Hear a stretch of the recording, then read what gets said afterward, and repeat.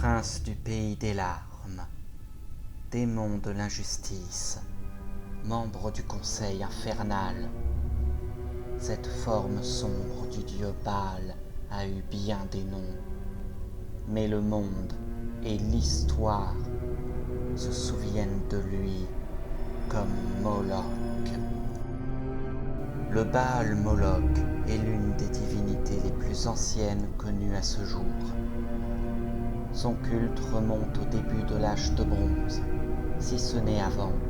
Pendant des millénaires, ses adorateurs, dont la présence s'étendait d'Israël à Carthage, lui firent d'innombrables offrandes, sacrifiant farine, tourterelles, brebis, veaux, bœufs, béliers et enfants.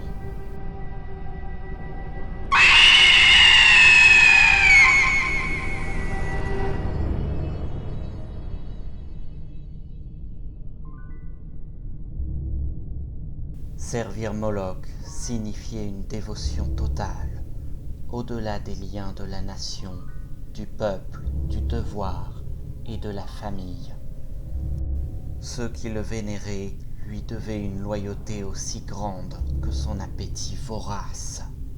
L'un des meilleurs exemples de la brutalité de ce culte prend place pendant la guerre des mercenaires. Suite à la première guerre punique, des mercenaires carthaginois, mécontents de ne pas avoir été payés, se révoltent et assiègent la cité de Carthage. Au bout de 3 ans de siège, les mercenaires parviennent à s'emparer de la première rangée de murailles et détruisent l'aqueduc qui alimente la ville en eau potable. Parmi les Carthaginois, les prêtres affirmèrent que leur malheur était dû à la suppression d'une loi ancienne qui imposait aux seigneurs de la ville de sacrifier leur premier enfant à Moloch Baal. Pour apaiser la colère du dieu sombre, une grande cérémonie fut organisée. Un enfant fut pris dans chaque famille. Les prêtres se mutilèrent et la populace célébra.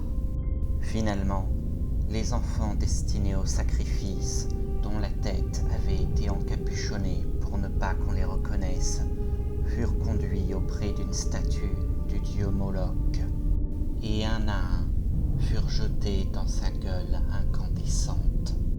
La cérémonie dura pendant des heures. Les flammes de la statue étaient si intenses que les mercenaires observaient le spectacle de leurs murailles avec horreur. Mais une fois le dernier enfant sacrifié, les Carthaginois constatèrent à leur grand désespoir que la pluie ne venait toujours pas. Ils commencèrent alors à s'entretuer, pensant que Moloch voulait davantage de sacrifices. Soudain, le ciel qui s'était noirci au cours de la cérémonie se mit à pleuvoir. Les réserves d'eau se remplissaient à vue d'œil. Carthage était sauvée. Le lendemain, les mercenaires levèrent le siège. Ont-ils décidé qu'ils en avaient eu assez, ou ont-ils eu peur du dieu Moloch? Nul ne le sait. La véracité de cette histoire est encore débattue de nos jours, mais elle permet de se faire une idée de la cruauté de Moloch et des extrémités auxquelles ses adorateurs sont prêts à aller pour s'attirer ses faveurs. Cette cruauté en a d'ailleurs fait l'un des dieux païens les plus haïs par la chrétienté. Son image a été, et est aujourd'hui encore, fréquemment associée à celle du diable. Bien que son culte se soit dissipé au fil des ans, Moloch n'est pas tombé dans l'oubli et vit aujourd'hui encore à travers les mythes et la culture populaire.